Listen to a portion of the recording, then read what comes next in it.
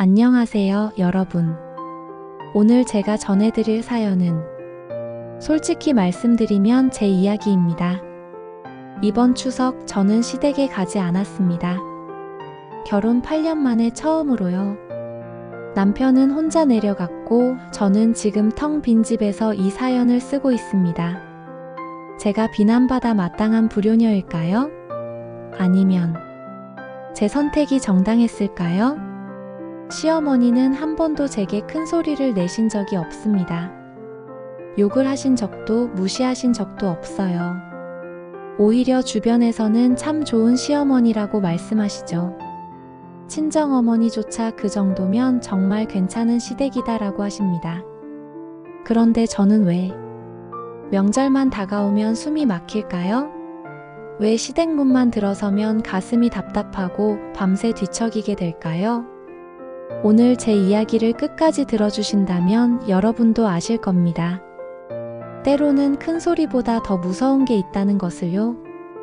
칼보다 날카로운 침묵이 있고 욕설보다 아픈 미소가 있다는 것을요. 제 이름은 김민지, 올해 36입니다. 남편 정우와는 연애 2년 끝에 결혼했어요. 남편은 외동아들이고 저는 시댁에서 차로 2시간 거리인 서울에 살고 있습니다. 처음 시댁에 인사 갔을 때를 기억합니다. 시어머니는 정말 상냥하셨어요. 제 손을 꼭 잡으시며 우리 며느리 예쁘네, 잘 왔어 라고 말씀하셨죠. 시아버지도 과묵하시지만 따뜻한 분이셨고요. 참 좋은 시댁이구나. 그때는 정말 그렇게 생각했습니다. 결혼 준비 과정도 순조로웠어요. 시어머니는 제 의견을 존중해 주시는 것처럼 보였고 민지가 결정해라는 말씀을 자주 하셨죠. 그런데 지금 돌이켜보면 그때부터였던 것 같습니다. 결혼식 드레스를 고를 때였어요. 저는 심플한 어라인 드레스가 좋았는데 시어머니께서 카탈로그를 보시다가 말씀하셨죠. 어머, 이 드레스 정말 예쁘다. 요즘 신부들은 다 이런 거 입더라. 민지는 어떤 게 좋아? 저는 제가 원하던 드레스를 가리켰습니다. 시어머니는 고개를 끄덕이시며 웃으셨어요. 그래, 민지가 입을 건데 민지가 좋아야지. 근데 그 드레스는 좀 평범하지 않아? 뭐 민지가 좋다면야. 요즘 신부들은 다들 화려한 걸 입던데 민지는 소박한 걸 좋아하나 보네. 그 말을 듣고 저는 제가 고른 드레스를 포기했습니다. 시어머니가 가리키신 화려한 드레스를 선택했죠. 지금 생각하면 그게 첫 번째 신호탄이었습니다. 신혼집을 구할 때도 비슷했어요. 저희는 회사 근처 작은 아파트를 알아보고 있었는데 시어머니께서 말씀하셨죠. 정우야, 엄마가 생각해봤는데 신혼집은 좀 넓어야 하지 않겠니? 나중에 아기 낳으면 좁잖아. 그리고 여기 동네는 좀 오래됐네. 남편이 엄마, 저희 예산이 있어서요 라고 말하자 시어머니는 빙그레 웃으시며 제 손을 잡으셨습니다. 민지야, 엄마가 참견하는 거 아니야. 그냥 너희 걱정돼서 그래. 뭐 너희가 좋다면 엄마가 뭐라 하겠니? 너희 인생인데. 엄마는 그냥 좀 더 좋은 환경에서 살았으면 하는 마음이지. 결국 우리는 예산을 초과해서 더 큰 아파트를 계약했습니다. 시어머니께서 조금 보태주신다고 하셨지만 그 조금은 생각보다 적었고 우리는 대출을 더 많이 받아야 했죠. 그때도 저는 시어머니께서 우릴 위해 걱정해 주시는 거야 라고 생각했습니다. 결혼 첫 해 추석이었습니다. 제가 처음으로 며느리로서 시댁에서 명절을 보내는 날이었죠. 전날 밤 남편과 저는 장을 보러 갔습니다. 전을 부칠 재료, 나물 재료, 고기, 명절 음식 준비물을 한가득 샀어요. 시어머니께 미리 여쭤봤더니 명절 준비해서 오는 게 좋겠다고 하셨거든요. 새벽같이 일어나 시댁으로 출발했습니다. 차 안에는 장본 재료가 가득했고 저는 긴장된 마음으로 시댁 문을 열었습니다. 어머님, 저희 왔어요. 왔어? 고속도로 막혔지? 고생했어. 시어머니는 반갑게 맞아주셨습니다. 저는 얼른 부엌으로 가서 가져온 재료들을 꺼냈죠. 그때 시어머니께서 냉장고를 여시더니 한숨을 쉬셨습니다. 민지야, 내가 어제 이미 다 사놨는데. 냉장고 안에는 제가 산 것과 똑같은 재료들이 가득 들어 있었습니다. 어머님. 그러시면 말씀을 해주시지. 내가 말했잖아. 그냥 일찍만 오라고. 이거 다 사가지고 오느라 어제 못 샀나 보구나. 민지가 알아서 판단할 줄 알았는데. 뭐 괜찮아. 고기는 많으면 많을수록 좋고 나물도 많이 만들어 놓으면 되지. 제 얼굴이 화끈거렸습니다. 남편에게 눈짓을 보냈지만 남편은 거실에서 TV만 보고 있었어요. 어머님 죄송해요. 제가 다시 확인할까요? 아니야, 민지가 뭘 잘못했어. 세심하게 확인하는 게 필요하긴 하지만 뭐 누구나 실수는 하는 거지. 시어머니는 웃으시면서도 냉장고 문을 닫으며 다시 한번 한숨을 쉬셨습니다. 그날 하루 종일 저는 부엌에서 일했습니다. 시어머니는 옆에서 이런저런 지시를 하셨어요. 민지야, 파전은 이렇게 부치는 거야. 너무 두껍게 하면 속이 안 익어. 동그랑땡은 모양을 예쁘게 만들어야지. 정성이 들어가야 맛있어. 그 나물 숨이 덜 죽었는데 좀 더 볶아야 할 것 같은데. 모든 말씀이 틀린 건 아니었습니다. 오히려 정확했죠. 하지만 하나하나 지적받을 때마다 제 자존감은 조금씩 깎여나갔습니다. 점심때였습니다. 친척들이 모두 모였고 상을 차렸죠. 시어머니께서 말씀하셨습니다. 자, 다들 많이 드세요. 민지가 정성껏 준비했어요. 모두들 며느리 솜씨가 좋네요 라고 칭찬해 주셨습니다. 저는 쑥스럽지만 뿌듯했어요. 그런데 시어머니께서 전을 드시다가 말씀하셨죠. 이 파전 제가 간을 좀 맞췄어야 했나 봐요. 민지가 처음이라 아직 우리 집 간이 어떤지 모르잖아요. 제가 좀 더 신경 썼어야 했는데. 그 순간 테이블이 조용해졌습니다. 저는 얼굴이 빨개졌고 친척분들은 어색하게 웃으셨죠. 아니에요, 맛있는데요? 시누이가 변호해줬지만 이미 분위기는 어색해진 뒤였습니다. 집으로 돌아오는 차 안에서 남편에게 말했습니다. 여보, 오늘 좀 속상했어. 왜? 엄마가 뭐라고 했어? 아니, 뭐라고 한 건 아닌데. 파전간이 맞지 않는다고. 그게 뭐가 문제야? 엄마가 틀린 말 한 거야? 실제로 좀 싱거웠잖아. 그래도 사람들 앞에서 그렇게 말씀하시면. 민지야, 너무 예민하게 받아들이지 마. 엄마는 그냥 사실을 말씀하신 거야. 며느리 솜씨 자랑하시려고 그런 거지 뭐. 저는 더 이상 말하지 않았습니다. 남편의 말이 맞는 것 같기도 했으니까요. 내가 너무 예민한 걸까?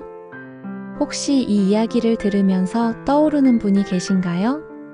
비슷한 상황을 겪고 계신 분이 있다면 이 영상을 공유해 주세요. 혼자가 아니라는 것을 느낄 수 있을 거예요.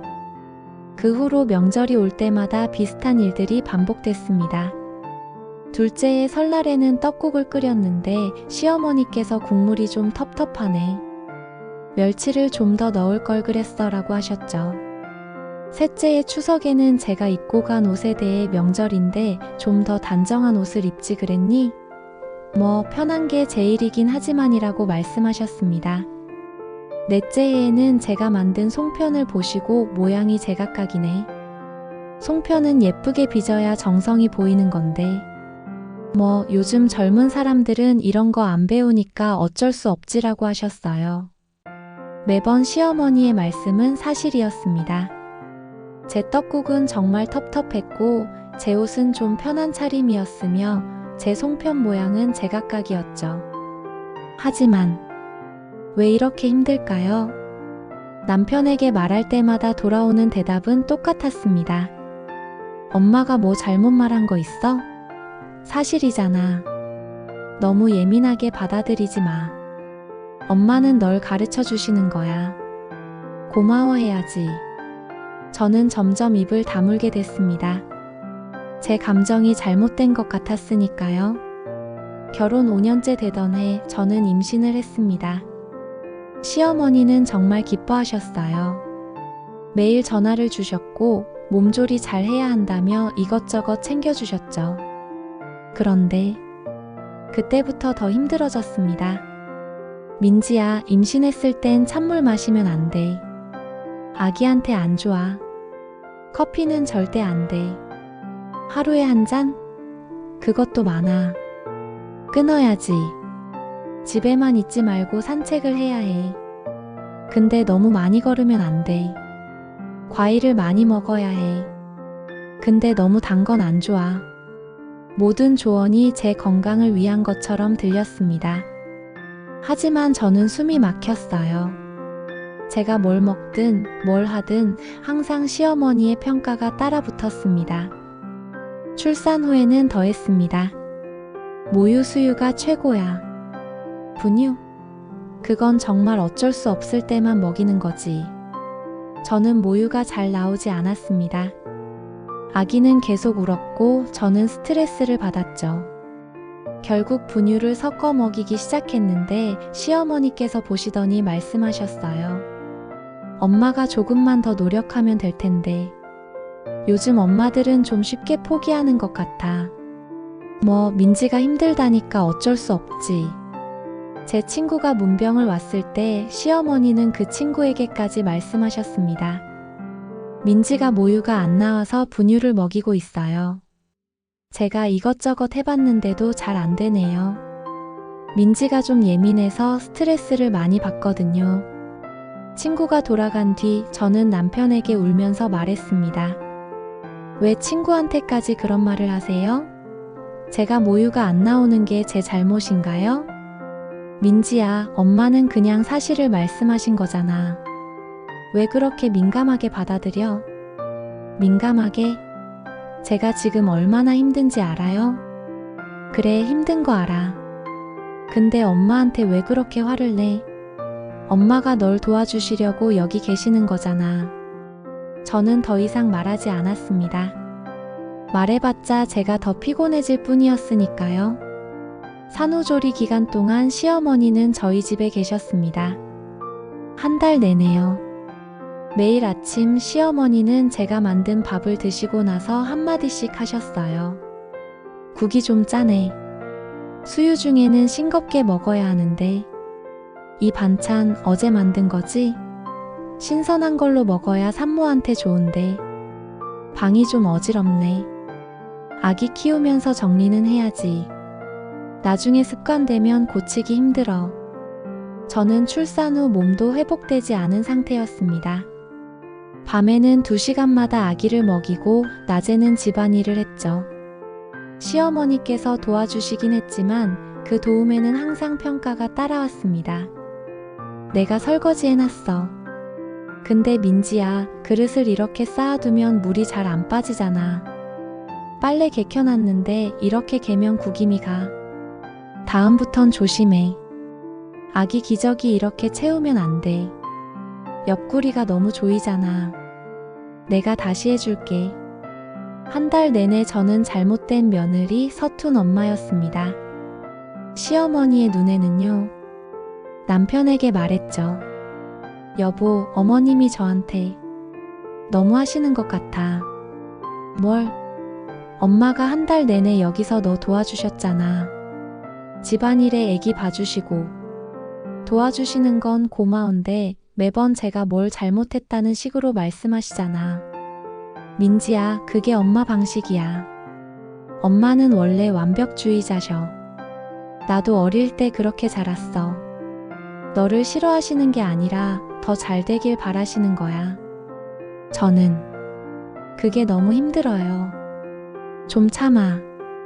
엄마가 나이 드시면 좀 나아지실 거야. 나아지지 않았습니다. 아이가 돌이 됐을 때 돌잔치를 준비했습니다. 저는 작은 가족 모임으로 하고 싶었어요. 가까운 친척들과 친구들만 초대해서 소박하게요. 시어머니께 말씀드렸더니 그래, 민지가 알아서 해라고 하셨습니다. 저는 작은 레스토랑을 예약하고 초대장을 만들고 돌잡이 용품을 준비했어요. 그런데 일주일 전 시어머니께서 전화하셨습니다. 민지야, 내가 생각해봤는데 돌잔치 장소가 너무 작지 않니? 친척들 다 부르려면 그 정도로는 부족할 것 같은데. 어머님, 저희는 가까운 사람들만 초대하려고요. 30명 정도면 충분해요. 30명? 그럼 시댁 친척들은 어떻게 해? 우리 친척들이 얼마나 많은데. 다들 손주 돌잔치를 기다리고 계셨어. 그건 미리 말씀 안 하셔서. 내가 말을 안 했어? 민지가 알아서 할 거라고 해서 내가 말 안 한 거지. 당연히 다 초대하는 줄 알았지. 근데 이제 와서 30명이라니. 참. 결국 우리는 더 큰 장소를 예약했습니다. 비용은 2배로 늘어났고 초대 인원은 80명이 됐죠. 돌잔치 당일 시어머니는 친척들에게 말씀하셨습니다. 민지가 처음엔 작게 하려고 했는데 제가 좀 크게 하자고 했어요. 첫 손주인데 제대로 해줘야죠. 제가 마치 인색한 며느리인 것처럼 들렸습니다. 구독과 좋아요는 저에게 큰 힘이 됩니다. 여러분의 응원이 이런 이야기를 계속 나눌 수 있게 해주세요. 결혼 7년째 저는 한계에 다다랐습니다. 그해 추석 전날 시어머니께서 전화하셨어요. 민지야, 내일 몇 시쯤 올 거니? 오전 10시쯤 출발하려고요. 10시? 그럼 12시에 도착하네. 좀 일찍 오면 안 될까? 준비할 게 많아서. 다른 집 며느리들은 다 새벽같이 온다던데. 알겠습니다. 일찍 출발할게요. 전화를 끊고 남편에게 말했습니다. 여보, 어머님이 일찍 오래요. 새벽에 출발해야 할 것 같아. 응, 그럼 6시에 일어나라? 근데 여보, 매번 이래요. 왜 우리만 일찍 가야 해요? 시누이는 오후에 오잖아요. 시누이는 먼 데서 오잖아. 우리는 가까우니까. 이 시간이나 걸리는데 가깝다고요? 민지야, 왜 이래? 명절에 시댁 가는 게 그렇게 싫어? 싫은 게 아니라 저도 좀 쉬고 싶어요. 제사도 우리만 지내고 명절도 항상 시댁만 가고. 저희 친정은요?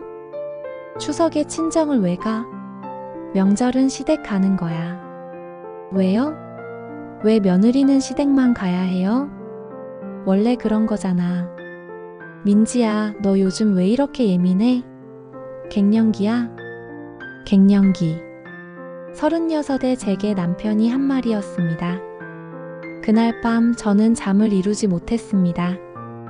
내가 잘못된 걸까? 너무 예민한 걸까? 다른 며느리들은 다 잘 참는데 나만 유난스러운 걸까? 하지만 동시에 다른 목소리도 들렸습니다. 아니야. 이건 잘못됐어. 나는 로봇이 아니야. 감정이 있는 사람이야. 내 기분이 왜 중요하지 않은 거지? 추석 당일 우리는 새벽 6시에 출발했습니다. 아이를 깨워 차에 태우고 졸린 눈을 비비며 고속도로를 달렸죠. 시댁에 도착하니 8시였습니다. 시어머니는 이미 일어나 계셨어요. 어머, 진짜 일찍 왔네. 고생했어. 얼른 들어와서 손 좀 씻고 부엌으로 와. 저는 화장실도 못 가고 바로 부엌으로 갔습니다. 오늘 할 게 많아. 전 부치고 나물하고 고기 재우고. 민지가 저는 좀 잘 부치지? 지난번엔 좀 설익었는데 오늘은 잘해봐. 시작부터 기분이 상했지만 참았습니다.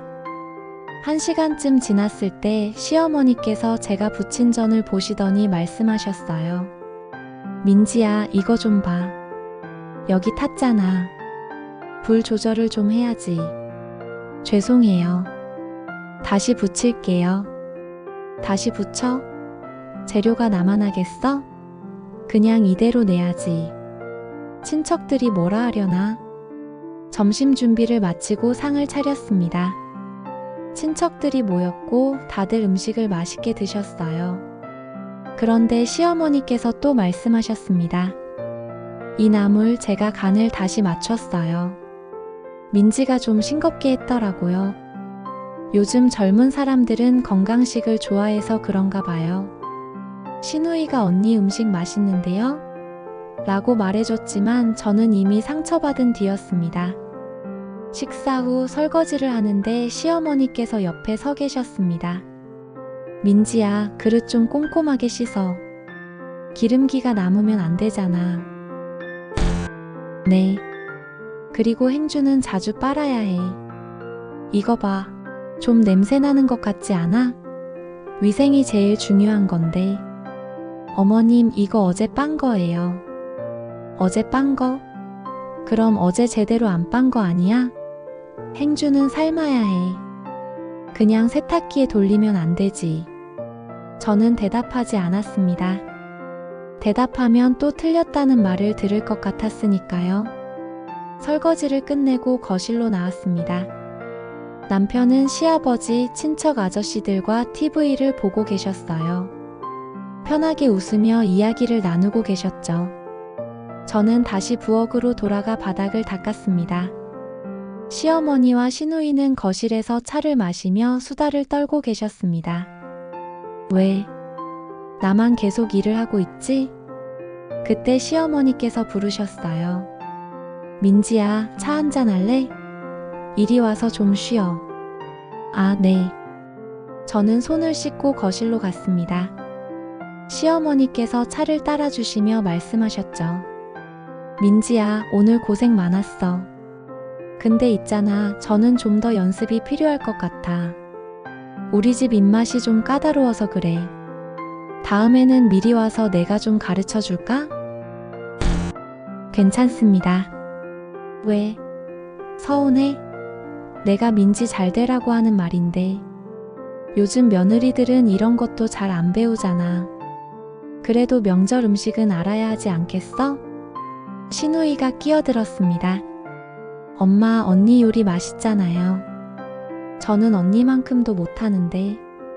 너는 딸이니까 괜찮지. 근데 며느리는 다르잖아. 그 말에 제 심장이 철렁 내려앉았습니다. 며느리는 다르다. 저는 아무리 잘해도 결국 며느리일 뿐이었습니다. 딸처럼 대해주신다던 시어머니의 말은 거짓이었던 거죠. 그날 밤 집으로 돌아오는 차 안 저는 남편에게 조용히 말했습니다.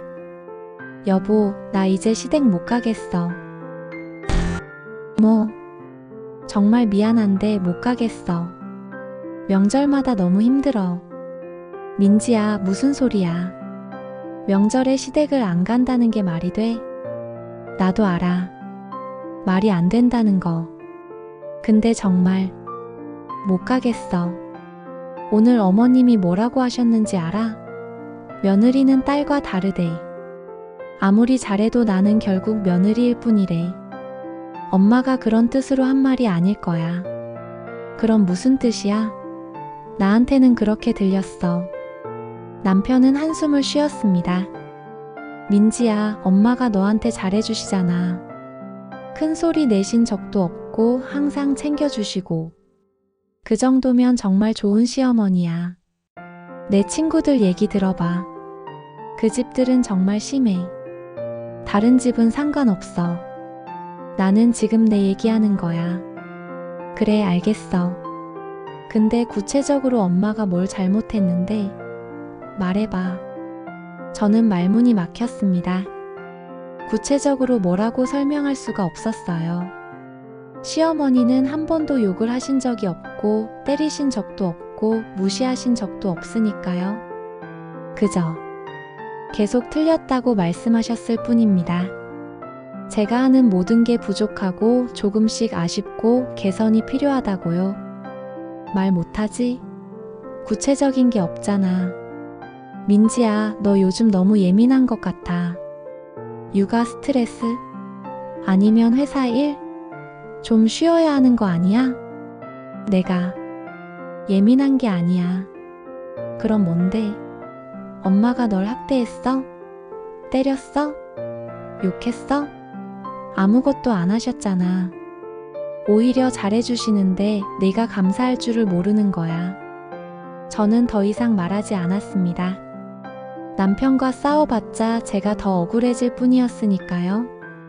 그날 밤 저는 인터넷을 검색했습니다. 시어머니 미묘한 괴롭힘, 시어머니 은근한 무시, 가스라이팅. 검색 결과가 쏟아졌습니다. 저와 똑같은 상황의 며느리들이 수없이 많았어요. 시어머니가 절대 큰 소리는 안 치시는데 매번 제가 뭔가 부족하다고 하세요. 다른 집 며느리랑 비교하시면서 너는 아직 멀었어 라고 하세요. 제가 힘들다고 하면 남편이 엄마가 뭘 잘못했냐고 해요. 며느리는 딸과 다르다는 말 저도 들었어요. 저는 울면서 그 글들을 읽었습니다. 나만 이상한 게 아니었구나. 내가 예민한 게 아니었어.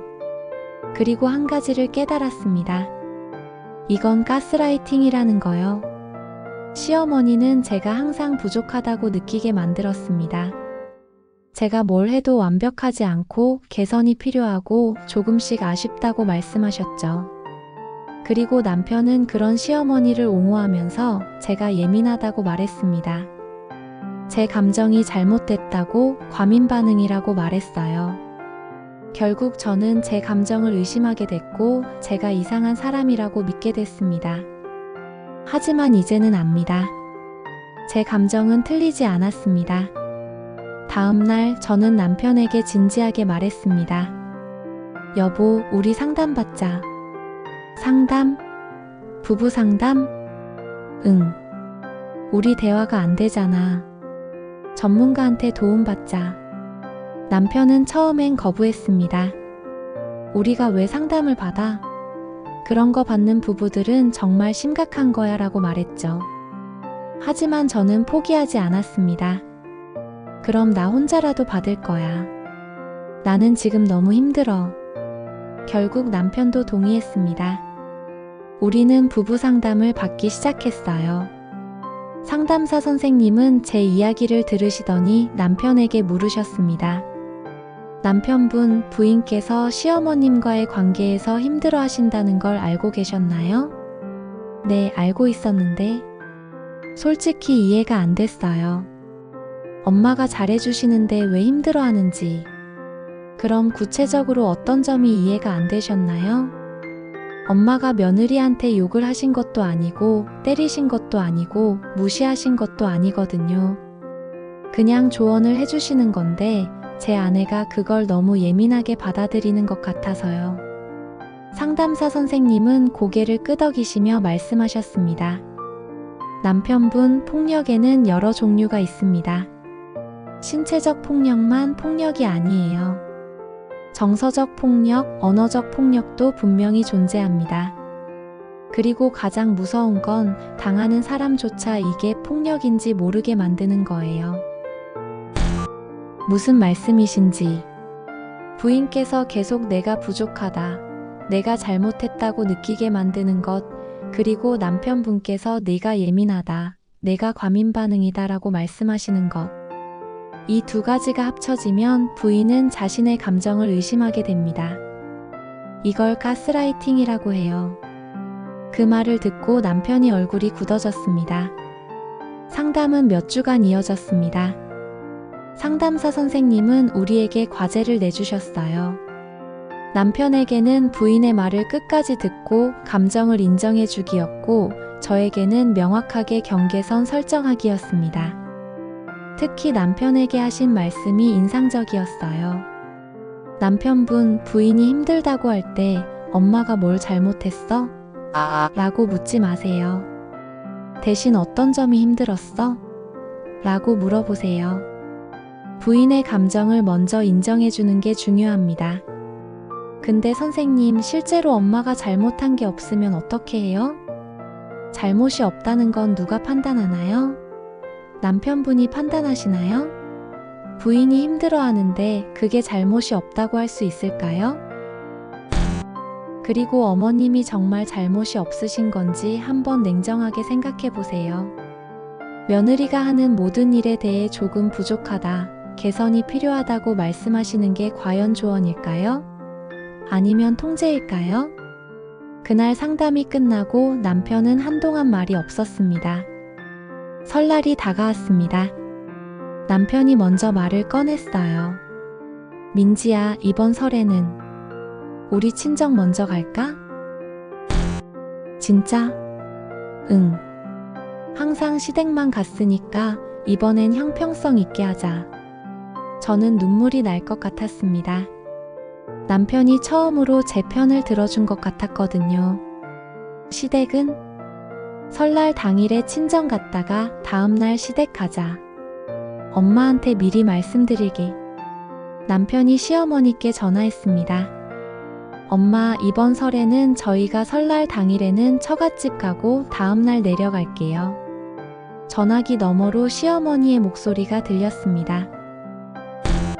뭐, 설날에 친정을 간다고? 그게 말이 돼? 엄마, 요즘은 다들 이렇게 해요. 형평성 있게요. 형평성? 예로부터 며느리는 시댁에서 명절을 보내는 거야. 민지가 뭐라고 하던? 민지가 뭐라고 한 게 아니라 제가 결정한 거예요. 너 지금 엄마한테 이러는 거야? 민지가 너한테 뭐라고 했길래 이렇게 변했어? 엄마, 민지는 아무 말도 안 했어요.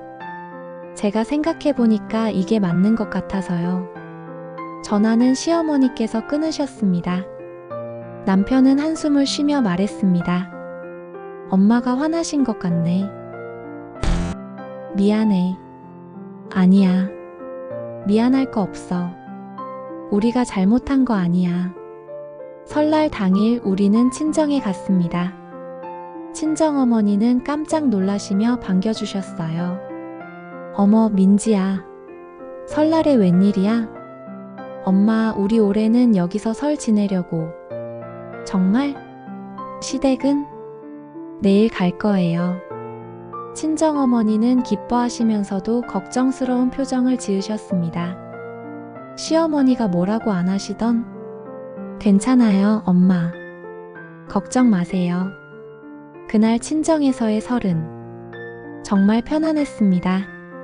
친정어머니는 제가 만든 음식에 대해 우리 딸 솜씨 좋네라고만 말씀하셨어요. 여기가 좀 부족하네, 이건 이렇게 해야지라는 말씀은 없으셨습니다. 음식을 먹으면서 실수로 국을 쏟았는데 친정어머니는 괜찮아, 괜찮아. 닦으면 되지라고 하시며 웃으셨어요. 제가 설거지를 하겠다고 하니 민지야, 넌 쉬어. 엄마가 할게 라고 하셨죠. 저는 그제야 깨달았습니다. 아, 이게 정상이구나. 이게 편한 거구나. 시댁에서는 한 번도 느껴보지 못한 편안함이었습니다. 다음 날 우리는 시댁으로 향했습니다. 차 안에서 남편이 말했어요. 민지야, 엄마가 뭐라고 하시더라도 내가 막을게. 걱정하지 마. 고마워. 시댁에 도착했습니다. 시어머니는 문을 여시더니 저를 쳐다보지도 않으셨어요. 어서 들어와. 목소리가 차갑게 식어 있었습니다. 부엌으로 가니 이미 음식 준비는 다 끝나 있었습니다. 어머님, 제가 도와드릴게요. 괜찮아. 다 했어. 제가 뭐라도. 괜찮다니까. 민지는 이제 피곤하잖아. 어제 친정에서 고생했을 텐데. 그 말투에는 날카로운 가시가 돋아 있었습니다. 점심 식사 중에도 시어머니는 저와 눈을 마주치지 않으셨어요. 대화도 거의 하지 않으셨죠. 식사 후 시어머니께서 남편을 부르셨습니다. 정우야, 엄마랑 잠깐 얘기 좀 하자. 남편이 어머니 방으로 들어갔습니다. 30분쯤 지났을까요? 남편이 나왔을 때 얼굴이 굳어 있었어요. 민지야, 우리 집에 가자. 벌써? 응. 가자. 우리는 황급히 짐을 챙겨 시댁을 나왔습니다. 차 안에서 남편이 말했습니다. 엄마가 많이 서운해하시네. 뭐라고 하셨어? 우리가 친정을 먼저 간 게 자기를 무시하는 거래. 그리고 민지 네가 나를 조종한다고 하셨어. 뭐 예전에 나는 효자였는데 민지를 만나고 나서 변했대. 민지가 나를 세뇌시켰다고. 저는 어이가 없어서 웃음이 나왔습니다. 내가 세뇌를? 여보, 나는 8년 동안 참았어. 8년 동안 어머님 말씀 다 듣고 내 감정은 꾹꾹 눌러 담았어. 그게 세뇌야? 아니지. 엄마가 화나셔서 그런 말씀하신 거야. 여보, 솔직히 말해줘. 나 때문에 힘들어? 남편은 한참을 침묵하다가 말했습니다. 힘들어. 엄마와 내 사이에 끼어서. 정말 힘들어. 근데 민지야, 상담받으면서 깨달았어. 내가 엄마 편만 들었다는 거. 미안해. 앞으로는 달라질게. 우리 가정이 우선이야. 엄마도 중요하지만 너와 우리 아이가 더 중요해. 저는 남편이 손을 꼭 잡았습니다. 그 후로 몇 달간 시어머니와는 거의 연락이 없었습니다. 시어머니는 남편에게만 가끔 전화하셨고 저와는 통화조차 하지 않으셨어요. 명절이 다가올 때마다 남편에게 전화가 왔습니다. 정우야, 이번 추석에는 내려올 거지? 엄마, 올해는 처갓집에서 보내려고요. 그래. 알았어. 전화는 금방 끊어졌습니다. 저는 남편에게 물었어요. 여보, 괜찮아? 어머님이 너무 서운해하시는 것 같은데. 괜찮아. 엄마가 이해하실 때까지 기다려야지. 하지만 남편의 표정은 편해 보이지 않았습니다. 그리고 올해 추석이 다가왔습니다. 남편이 말했어요. 민지야, 올해는 우리끼리만 보낼까? 친정도 시댁도 안 가고. 그래도 돼? 응. 우리 가족끼리 조용히 보내자. 아이도 이제 컸으니까 여행이라도 갈까? 저는 고개를 끄덕였습니다. 남편이 시어머니께 전화했어요. 엄마, 이번 추석에는 저희가 여행을 가려고 해요. 여행? 추석에? 네. 아이 교육도 시킬 겸 해서요.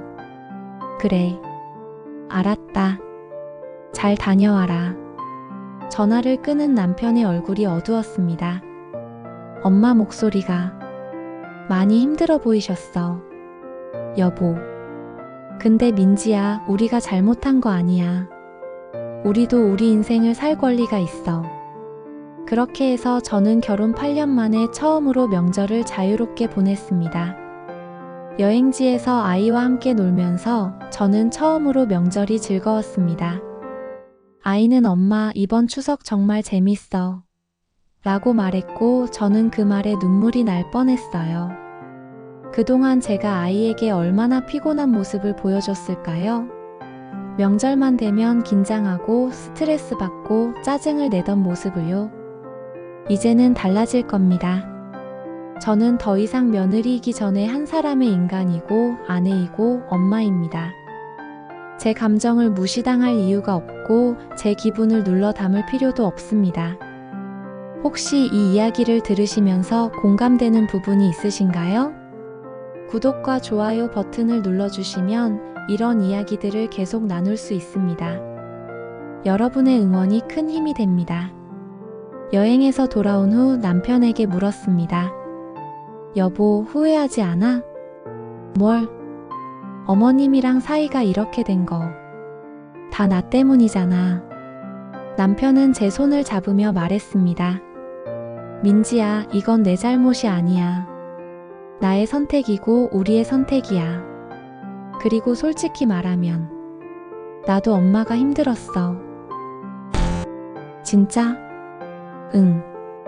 어릴 때부터 항상 그러셨거든. 너는 아직 부족해. 이건 이렇게 해야지. 다른 애들은 다 하는데 너만 못해. 나는 그게 당연한 줄 알았어. 엄마의 사랑이 그런 거라고 생각했지. 근데 상담받으면서 깨달았어. 그게 사랑이 아니라 통제였다는 걸. 엄마는 나를, 그리고 너를 자기 마음대로 만들고 싶었던 거야. 남편의 눈에 눈물이 맺혔습니다. 미안해, 민지야. 내가 너를 보호하지 못해서. 8년 동안 네가 얼마나 힘들었을지 이제야 알겠어. 저는 남편을 꼭 안아주었습니다. 그 후로 시어머니와는 최소한의 연락만 주고받았습니다. 생신 때 선물을 보내고 명절 인사 전화를 하고 가끔 안부를 묻는 정도였죠. 시어머니는 여전히 저에게 차갑게 대하셨지만 예전처럼 미묘하게 괴롭히시지는 않았습니다. 아마도 더 이상 저희를 통제할 수 없다는 걸 아셨기 때문이겠죠. 가끔 남편이 혼자 시댁에 다녀올 때가 있었습니다. 돌아와서 말하곤 했어요. 엄마가 내 얘기를 하시더라. 뭐라고?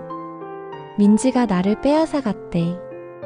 예전에 착한 아들은 어디 가고 이제는 며느리 편만 든다고.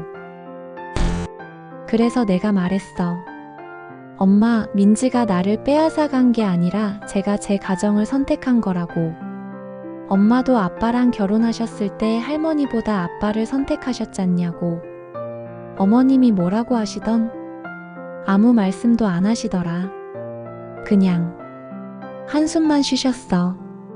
저는 시어머니가 조금은 이해가 됐습니다. 평생을 아들을 키우고 그 아들이 자신의 전부였을 텐데 이제 그 아들이 다른 여자를 선택한 거니까요. 하지만 그게 제 잘못은 아닙니다. 남편은 시어머니의 소유물이 아니니까요. 최근 시어머니께서 남편에게 이런 말씀을 하셨답니다. 정우야, 엄마가 민지한테 미안한 부분도 있는 것 같아. 남편은 깜짝 놀랐대요. 엄마, 갑자기 왜 그러세요?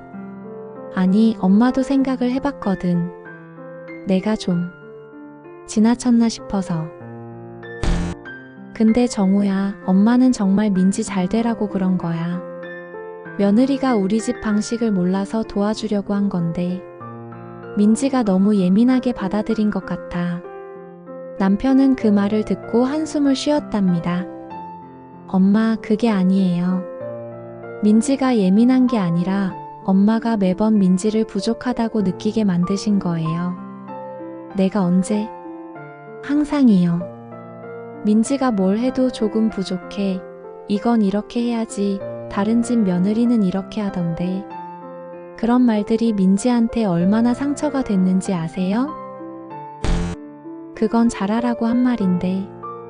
엄마, 잘하라고 하는 말과 부족하다고 하는 말은 달라요. 엄마는 단 한 번도 민지를 칭찬하신 적이 없어요. 시어머니는 한참을 말이 없으셨답니다. 엄마도 시어머니한테 그렇게 배웠거든. 며느리는 엄하게 가르쳐야 한다고. 그게 틀렸어요, 엄마. 며느리는 가르치는 대상이 아니에요. 존중받아야 할 한 사람의 인간이에요. 남편은 그 대화를 저에게 전해주면서 말했습니다. 엄마가 조금은 변하실 것 같아. 시간이 걸리겠지만. 저는 고개를 끄덕였습니다. 하지만 동시에 생각했죠. 변하시든 변하지 않으시든 이제 나는 괜찮아. 얼마 전 시어머니께서 처음으로 저에게 직접 전화를 주셨습니다. 민지야, 나야. 아, 어머님. 안녕하세요. 민지야, 저번에 조카 생일 선물 고마웠어. 막내 손녀가 정말 좋아하더라. 괜찮으세요? 조카가 좋아해서 다행이에요. 잠시 침묵이 흘렀습니다. 민지야, 엄마가. 미안해. 네. 엄마가 생각해봤는데 내가 너한테 좀 심했던 것 같아. 잘해주려고 한 건데 방법이 틀렸나봐. 저는 눈물이 날 것 같았습니다. 시어머니께서 사과하실 줄은 몰랐거든요. 어머님. 근데 민지야, 엄마도 힘들었어. 평생을 정우만 보고 살았는데 갑자기 정우한테 다른 사람이 생기니까 질투가 났나 봐. 며느리한테 질투하다니 우습지? 아니에요. 앞으로는 좀 나아질 수 있을까? 엄마도 노력해 볼게. 네, 어머님. 저도 노력할게요. 전화를 끊고 나서 저는 한참을 울었습니다. 기쁜 눈물인지 슬픈 눈물인지 모르겠더라고요. 8년간의 상처가 하루아침에 아물 수는 없겠지만 그래도 시작은 된 것 같았습니다. 지난주 일요일 저희는 오랜만에 시댁을 방문했습니다. 시어머니는 문을 여시며 예전보다 밝게 웃으셨어요. 어서 와, 잘 왔어. 어머님 안녕하세요. 민지야, 얼굴이 좀 편해 보이네. 요즘 좀 괜찮아? 네, 괜찮아요. 점심을 먹으며 시어머니께서 말씀하셨습니다. 민지야, 이 나물 정말 맛있다. 넌 요리를 참 잘해. 제 손이 멈췄습니다. 시어머니께서 제 요리를 칭찬하신 건 처음이었거든요. 감사합니다, 어머님. 아니야, 진심이야. 엄마가 그동안 너무 야박했지. 미안해. 식사 후 설거지를 하려는데 시어머니께서 말씀하셨어요. 민지야, 넌 쉬어. 내가 할게. 아니에요, 제가 할게요. 같이 하자. 우리 둘이. 그렇게 저와 시어머니는 나란히 서서 설거지를 했습니다. 시어머니께서 조용히 말씀하셨어요. 민지야, 나도 며느리였어. 그리고 나도 시어머니한테 힘들었어. 근데 그땐 참는 게 미덕이라고 배웠거든. 며느리는 무조건 참아야 한다고. 그래서 나도 너한테 그렇게 했나 봐. 참으면서 시집살이 하는 게 당연한 줄 알았어. 어머님. 근데 요즘 생각해보니까 그게 틀렸더라고. 왜 며느리만 참아야 해? 며느리도 사람인데. 미안해, 민지야. 저는 시어머니의 손을 꼭 잡았습니다. 저도 미안해요, 어머님. 좀 더 대화를 했어야 했는데 혼자 속으로만 사귀고 있었어요. 아니야, 내 잘못이 아니야. 엄마가 내 말을 들으려고 하지 않았어. 엄마 방식만 맞다고 생각했지. 우리는 잠시 조용히 서 있었습니다. 처음으로 시어머니와의 시간이 편안하게 느껴졌습니다. 집으로 돌아오는 차 안에서 남편이 물었습니다. 오늘 어땠어? 좋았어. 어머님이 많이 변하신 것 같아. 그치? 나도 그렇게 느꼈어. 근데 여보, 이게 끝은 아닐 거야. 어머님이 다시 예전으로 돌아가실 수도 있고, 그럼 그때 또 대화하면 되지. 우리가 경계선을 잘 지키면 돼. 그래. 민지야, 고생 많았어. 8년 동안 정말 많이 힘들었지? 저는 고개를 끄덕였습니다. 응.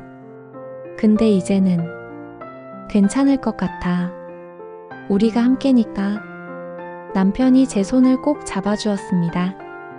지금 이 사연을 쓰면서 저는 생각합니다.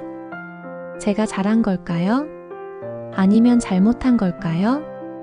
시댁과의 관계를 거의 단절하다시피 했던 그 1년이 과연 옳은 선택이었을까요? 하지만 확실한 건 그 시간이 필요했다는 겁니다. 저는 제 감정을 되찾아야 했고, 남편은 자신의 가정을 지키는 법을 배워야 했고, 시어머니는 자신의 방식을 돌아봐야 했습니다. 그 시간이 없었다면 우리는 계속 똑같은 패턴을 반복했을 겁니다. 혹시 여러분 중에도 비슷한 상황을 겪고 계신 분이 있다면 제 이야기가 조금이나마 도움이 됐으면 좋겠습니다. 여러분은 잘못된 게 아닙니다. 여러분의 감정은 타당합니다. 누군가 여러분을 계속 부족하다고 느끼게 만든다면 그건 여러분의 문제가 아니라 상대방의 문제입니다.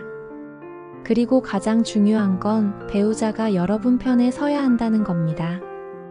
엄마가 뭘 잘못했어? 가 아니라 어떤 점이 힘들었어? 라고 물어봐야 합니다. 너무 예민한 거 아니야? 가 아니라 정말 힘들었겠다라고 공감해줘야 합니다. 결혼은 두 사람이 새로운 가정을 만드는 겁니다. 그 가정이 우선이 되어야 하죠. 마지막으로 하고 싶은 말이 있습니다.